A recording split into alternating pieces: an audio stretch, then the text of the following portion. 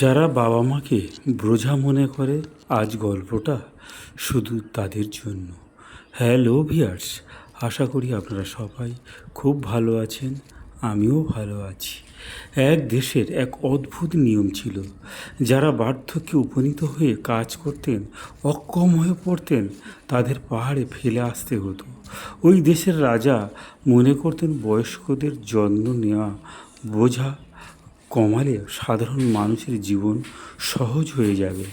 সেই দেশে এক পিতা পুত্র খুব ভালোবাসতেন একে অপরকে। সময় গড়িয়ে গেলেও পিতা বুড়ো হলে তিনি আর আগের মতো কাজ করতে পারেন না। দেশের নিয়ম অনুযায়ী ছেলে বাধ্য হয়ে তাকে পাহাড়ে ফেলে আসতে হবে, কিন্তু বাবাকে ছেড়ে থাকতে পারার কথা ছেলে ভাবতেই পারছিল না। তবু শাস্তির ভয়ে সে বাবাকে কাঁধে নিয়ে পাহাড়ের দিকে রওনা হলো। পাহাড়ের চূড়ায় পৌঁছায় তার মন কেঁদে উঠল। শেষ পর্যন্ত বাবাকে সেখানে রেখে আসতে সে পারল না। সে বাবাকে সঙ্গে নিয়ে ফিরে এলো এবং বাড়ির পিছনে লুকিয়ে রাখলো। প্রতিদিন চুপি চুপি খাবার এনে তাকে খাওয়াতে লাগলো। একদিন রাজা তার প্রজাদের বুদ্ধি পরীক্ষা করতে চাইলেন। তিনি ঘোষণা করলেন, যে ছাই দিয়ে দড়ি বুনে এনে দিতে পারবে তাকে পুরস্কৃত করা হবে। ঘোষণা শুনে লোকজন হতভম্ব হয়ে গেল। ছাই দিয়ে কি কখনো দড়ি তৈরি করা সম্ভব?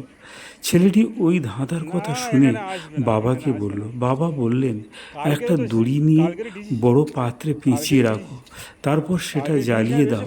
ছেলে বাবার কথা মতো কাজ করলো। দড়ি পুড়ে গেল, কিন্তু তার ছাই ঠিক আগের মতো দাঁড়িয়ে দাঁড়িয়ে দড়ির আকারেই থেকে গেল। সে সেটা রাজাকে দেখালো এবং সে পুরস্কার জিতে নিল। 1 মাস পর রাজা দ্বিতীয় পরীক্ষার আয়োজন করলেন। তিনি একটা কাঠের ডাল দিলেন, দিয়ে বললেন, এর আগা আর গোড়া খুঁজে বের করো।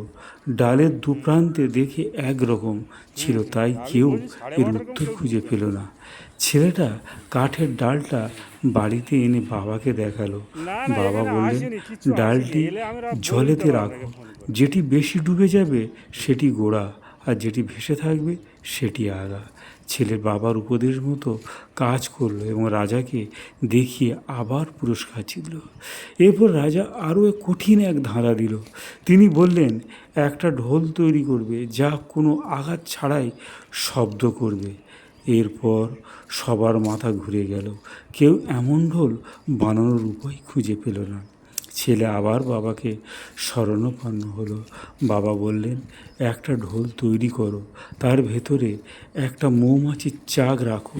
ছেলের বাবার নির্দেশ মতো ঢোল বানিয়ে রাজাকে দিল। রাজা ঢোলটা হাতে নিয়ে নাড়া দিতে এর ভেতরেই মৌমাছি উঠতে লাগলো, ফলে ঢোলের আঘাত ছাড়াই শব্দ হতে লাগলো। রাজা বিস্মিত হয়ে ছেলেকে জিজ্ঞাসা করলো, তুমি কিভাবে এত কঠিন প্রশ্নের উত্তর পেলে? ছেলে বললেন, মহারাজা, আমার ক্ষমা করবেন, আমার নিজের কোনো অভিজ্ঞতা নেই। আমার বৃদ্ধ বাবা সব উত্তর দিয়েছে। ছেলের কথা শুনে রাজা খুব নরম হয়ে গেল। তিনি উপলব্ধি করলেন, জীবনের কঠিন সমস্যার সমাধান বের করতে হলে অভিজ্ঞ ও সবচেয়ে মূল্যবান রাজার সঙ্গে সঙ্গে ঘোষণা করলেন যে বৃদ্ধদের খুবই দরকার। কোনো বৃদ্ধ পাহাড়ে ফেলে আসতে হবে না। এরপর থেকে সকল বৃদ্ধার পরিবার সঙ্গে আনন্দে থাকতে লাগলো। বয়স্ক মানুষরা আমাদের জীবনের আশীর্বাদ।